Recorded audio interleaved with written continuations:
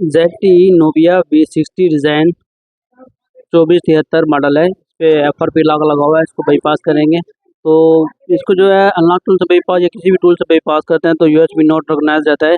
किसी भी टूल से नहीं हो रहा तो इसकी जो बाईपास हम वो G-Tag प्लस से करेंगे। तो इसका बैक कवर खोल लेंगे। बैक कवर खोलने के बाद इसकी जो मेमोरी ऐसी है वो निकालेंगे। तो किस तरह करेंगे आपने वीडियो पूरी देखनी है। अगर आपके पास G-Tag प्लस है तो आप कर सकते हैं। अगर आपने करवाना है अपना मोबाइल तो टी-शर्ट करवा सकते हैं। आपका जो मसला है वो हल हो जाएगा। आपको लेकिन मोबाइल टी-शर्ट करवाना पड़ेगा।